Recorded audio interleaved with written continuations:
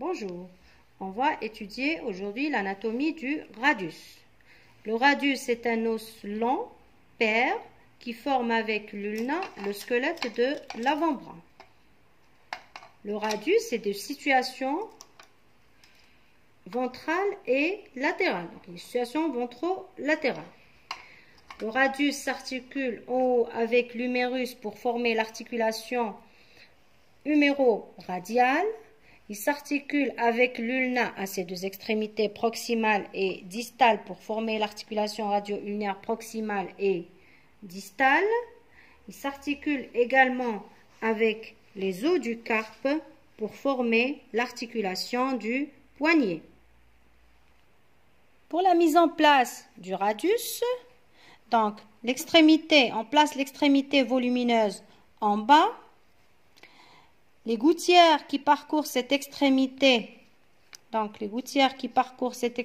bien les sillons, on les place en arrière et le bord le plus marqué et le plus saillant du radius, on le place médialement.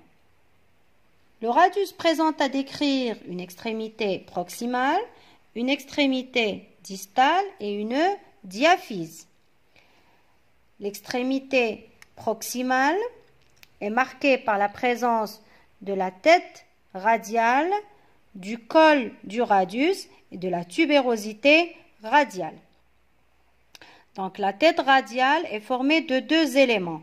Tout d'abord, la cupule radiale. La cupule radiale est une surface articulaire concave, donc articulaire avec le capitulum de l'humérus et la zone capitulo-trochléaire. La circonférence radiale, donc la tête est formée de deux éléments, la cupule et la circonférence. La circonférence est articulaire avec l'ulna. Et plus précisément, elle est articulaire avec l'incisure radiale de l'ulna, qui se trouve au niveau de la face latérale de l'ulna. Le col du radius est un segment rétréci qui unit la tête à la diaphyse. Quant à la tubérosité radiale, c'est une saillie osseuse d'insertion musculaire. Pour l'extrémité distale du radius, donc elle est volumineuse et elle présente à décrire 5 faces. Une face antérieure, une face latérale, une face médiale, une face dorsale et une face inférieure. La face antérieure est excavée. La face médiale porte l'incisure radiale porte l'incisure ulnaire du radius, donc qui s'articule avec l'ulna pour former l'articulation radio-ulnaire distale.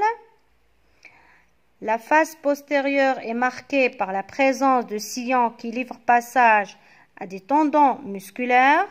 Quant à la face inférieure, elle est concave et articulaire avec les os du carpe. La face latérale porte un prolongement osseux qui est la styloïde radiale. Donc c'est un prolongement osseux palpable. La diaphyse radiale est de forme prismatique triangulaire. Elle présente à décrire 3 bords et 3 faces. On a un bord médial, appelé également bord interosseux, qui est le plus marqué et le plus saillant. Un bord antérieur et un bord postérieur. Les faces, donc on a une face postérieure, une face antérieure et une face latérale. Donc 3 faces, une face antérieure, une face latérale et une face postérieure. Les bords, on a le bord médial, le bord antérieur et le bord postérieur. La face antérieure est plane et plus large en bas. Quant à la face postérieure, elle est arrondie. La face latérale, elle est également arrondie. Donc, le bord médial est saillant et tranchant. Il donne insertion à la membrane interosseuse. Le bord postérieur, il est mousse et effacé. Quant au bord antérieur, c'est un bord qui part donc de la tubérosité, radiale et se dirige obliquement en bas et latéralement.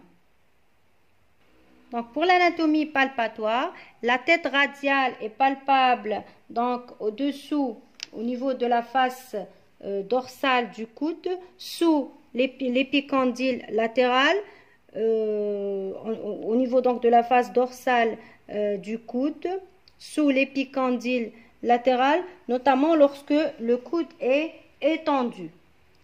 On palpe également la styloïde radiale qui est palpable donc au niveau de l'extrémité distale et latérale de l'avant-bras.